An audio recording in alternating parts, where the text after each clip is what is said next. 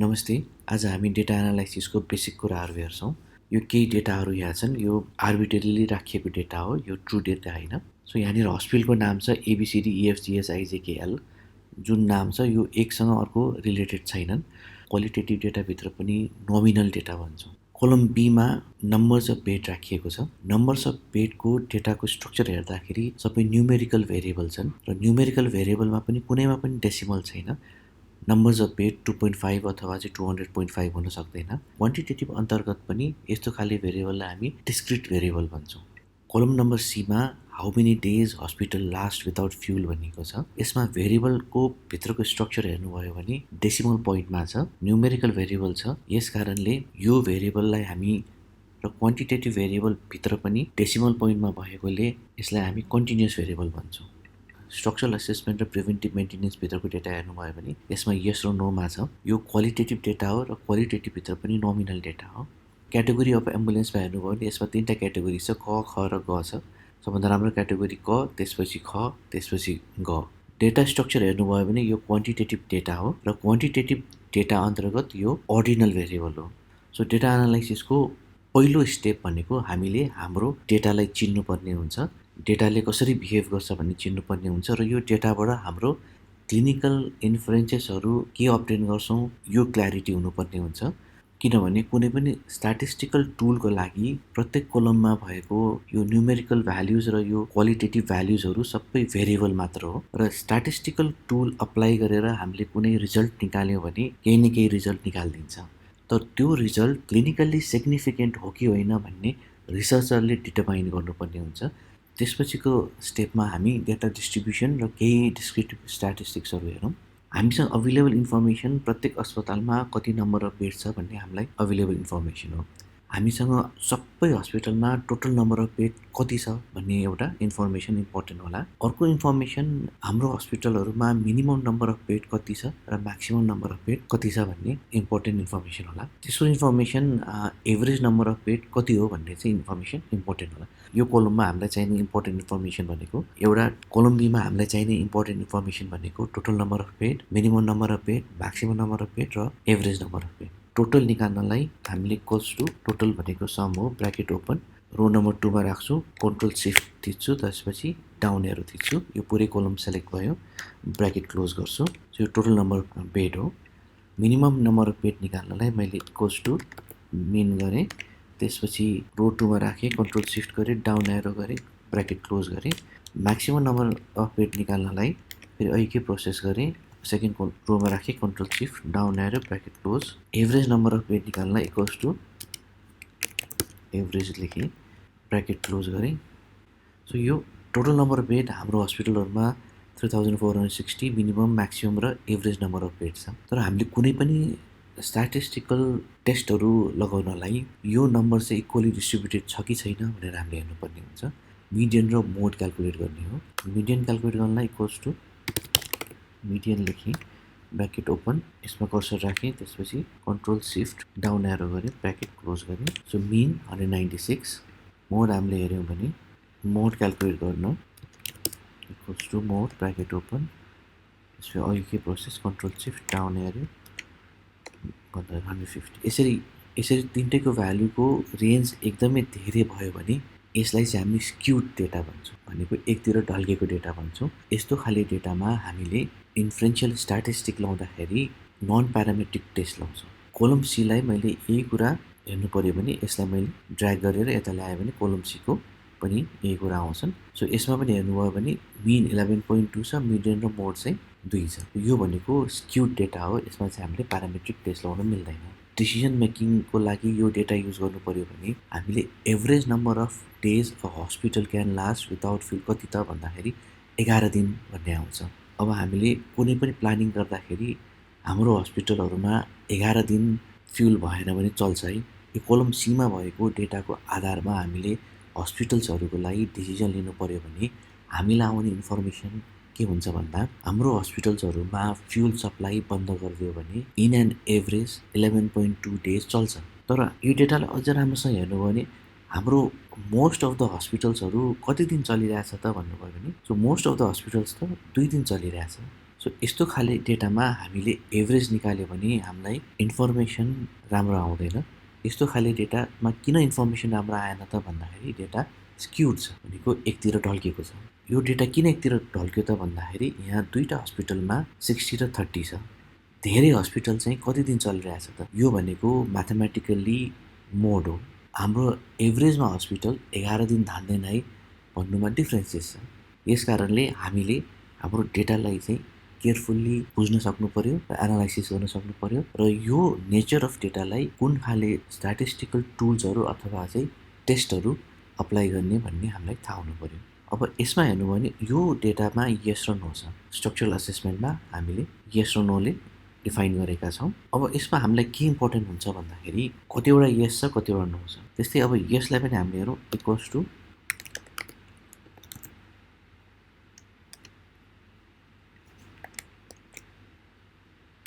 अब हामीलाई चाहिने भेरिएबल यस हो। सो ब्र्याकेट क्लोज गरी सो यसमा बराबर छ, इक्वली डिस्ट्रिब्युटेड छ, 5वटा यस छ 5वटा नो छ। त्यस्तै यसैलाई मैले यहाँनिर ट्र्याक गरेँ भने यसमा हेर्नुभयो भने नो 2टा छ, यस चाहिँ 8वटा छ। यो क्वान्टिटेटिभ भेरिएबल हो, यो क्वान्टिटेटिभमा नोमिनल भेरिएबल छ। त्यस्तै यसमा हामीले हेर्नु पर्यो भने क ख ग र घ चाहिँ कतिवटा छ हेर्नु पर्यो।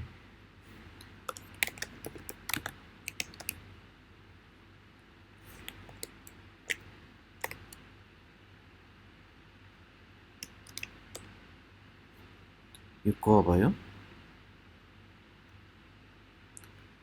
अब तान्दाखेरि हेर्नुभयो भने यो क भयो। क को यहाँ भ्याल्यु हेर्नुभयो भने F2 देखि F11 छ भनेको छ। F2 भनेको यहाँ भयो, F11 छ यहाँ। मैले ड्र्याग गर्दाखेरि यहाँनिर F3 आयो, F12 आयो अनि यहाँनिर चाहिँ F6 आयो।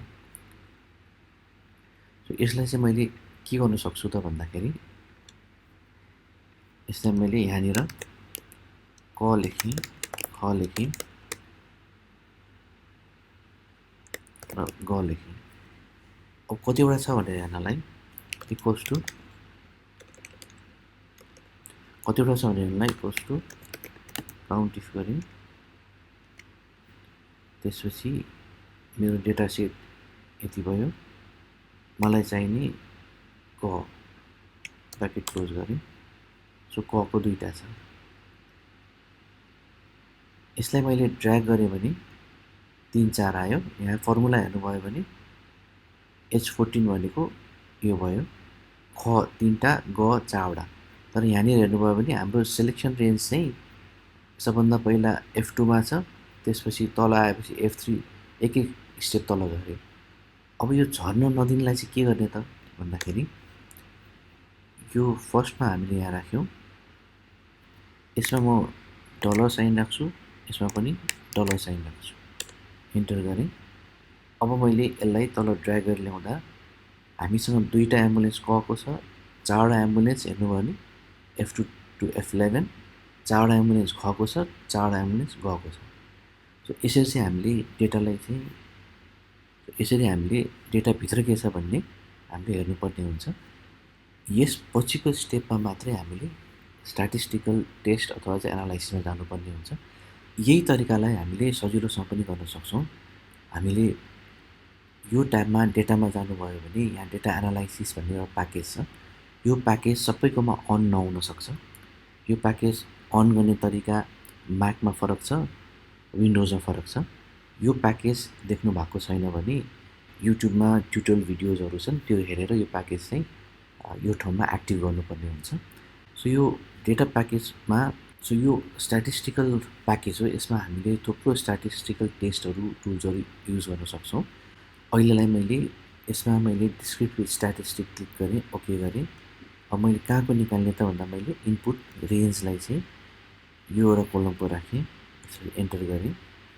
आउटपुट रेन्ज भनेको कहाँनिर मैले यसको आउटपुट दिने त भन्दाखेरि मैले क्लिक गरेँ, मैले एउटा सेल क्लिक गरेँ, एन्टर गरेँ। त्यसपछि मलाई चाहिने summary of statistic at 95% confidence interval. त्यसपछि मलाई चाहिने समरी स्ट्याटिस्टिक्स यसमा राखेर मैले ओके गरेँ। ओके गर्दाखेरि अघि हामीले गरेको सबै कुराहरू एकैचोटि आउँछ। अर्को इम्पोर्टेन्ट चाहिँ इन्सर्ट पिभोट टेबल छ। यसमा क्लिक गऱ्यो भने हामीलाई हाम्रो डेटाको रेन्ज कुन चाहिँ हो भनेर माग्छ। डेटाको रेन्ज हामीले यसरी सेलेक्ट गर्न सक्छौँ। यतिमा मेरो डेटा छ है भनेर सेलेक्ट गर्न सक्छौँ। त्यसपछि यहाँनिर हामीले कहाँनिर यो ल्याउने त भन्दाखेरि हामीले न्यू वर्किङ सिटमा राख्ने भनेर भन्यो भने अर्को वर्किङ सिटमा हुन्छ, एक्जिस्टिङमा राख्ने भन्यो भने यही वर्किङ सिटमा बस्छ। सो मैले न्यू गरेँ, ओके गरेँ। ओके गरेपछि अब यो पिभट टेबलले हामीलाई कुन डेटालाई एनालाइसिस गर्ने भनेर हेर्नलाई सजिलो बनाउँछ। सो हामीले कतिवटा स्ट्रक्चरल असेसमेन्ट भएको हस्पिटल चाहिने भएकोले हामीले भ्याल्युजमा चाहिँ स्ट्रक्चरल असेसमेन्ट राख्यौँ। त्यसपछि स्ट्रक्चरल असेसमेन्टलाई मैले रोमा राखेँ। अब मैले स्ट्रक्चरल असेसमेन्ट रोमा राख्नु साथै यहाँनिर structural assessment yes or no आयो। अब मलाई कोलममा के चाहियो त भन्दाखेरि यो यस भएको कतिवटामा प्रिभेन्टिभ मेन्टेनेन्स भएको छ, नो भएकोमा कतिवटामा प्रिभेन्टिभ मेन्टेनेन्स भएको छ। सो यो कुरा मलाई कोलममा चाहियो। सो म यसरी कोलममा राख्छु। कोलममा राख्दाखेरि यसरी 2x2 टेबल बन्छ। यतापट्टि हेर्नुभयो भने कतिवटाको चाहिँ प्रिभेन्टिभ मेन्टेनेन्स भएको छ र यताबाट हेर्नु भने कतिवटाको स्ट्रक्चरल असेसमेन्ट भएको छ। सो कुनै पनि रिसर्च डेटामा हामीले हाम्रो क्लिनिकल क्वेसन के हो भन्ने क्ल्यारिटी हुनुपर्ने हुन्छ। जस्तै प्रिभेन्टिभ मेन्टेनेन्सको जुन कोलम छ यसमा दुईवटा खाले डेटा छ हामीसँग, यस र नो छ। अब हामीलाई क्लिनिकल कुनै पनि रिसर्चमा हाम्रो क्लिनिकल क्वेसन के हो भन्ने हामीले बुझ्नुपर्ने हुन्छ। जस्तै प्रिभेन्टिभ मेन्टेनेन्समा यस र नो छ। अब हाम्रो क्लिनिकल क्वेसन प्रिभेन्टिभ मेन्टेनेन्स यस हुने हस्पिटलहरूमा टोटल नम्बर अफ बेड कति छ, सबै यस हुनेहरूको टोटल नम्बर अफ बेड कति छ, र अर्को म्याक्सिमम नम्बर अफ बेड कति छ। यस हुने हस्पिटलमा म्याक्सिमम नम्बर अफ बेड कति छ, नो हुने हस्पिटलमा म्याक्सिमम नम्बर अफ बेड कति छ। इन्सर्टमा गएँ, पिभट टेबलमा गएँ, मेरो वर्कसिट डिफाइन गरेँ, त्यसपछि न्यू वर्कसिट गरेँ, ओके गरेँ। सो यसमा चाहिने मलाई प्रिभेन्टिभ मेन्टेनेन्स हो। कतिवटा हस्पिटलमा प्रिभेन्टिभ मेन्टेनेन्स भएको छ वा छैन यो मैले रोमा राखेँ। सो यहाँ राख्नु साथै यहाँनिर हेर्नुभयो भने मैले यहाँनिर यस र नोमा मैले एउटा टेबल पाएँ। सो अब मलाई यस हुने हस्पिटलमा टोटल नम्बर अफ बेड कति छ, नो हुने हस्पिटलमा टोटल नम्बर अफ बेड कति छ भन्ने चाहियो। त्यसको लागि अब मैले भ्याल्युमा चाहिँ हस्पिटलको बेड राखेँ। सो यो चाहिँ नो हुनेमा चाहिँ प्रिभेन्टिभ मेन्टेनेन्स नभएको ठाउँमा टोटल नम्बर अफ बेड चाहिँ 2730 छ। प्रिभेन्टिभ मेन्टेनेन्स भएको बेडहरू 730वटा छ। सो यति डेटा आयो। अब यसमा मलाई यसको सट्टामा हाम्रो म्याक्सिमम नम्बर अफ बेड अथवा चाहिँ मिनिमम नम्बर अफ बेड कति हो भन्ने थाहा पाउनु मन लाग्यो भने यो पिभट टेबलमा जान्छौँ। त्यसपछि गएर फिल्ड सेटिङमा जान्छौँ। अब यो फिल्डमा मैले के राखेँ त भन्दाखेरि maximum number of bed, okay गरेँ। सो प्रिभेन्टिभ मेन्टेनेन्स नभएको ठाउँमा म्याक्सिमम नम्बर अफ बेड 950 छ।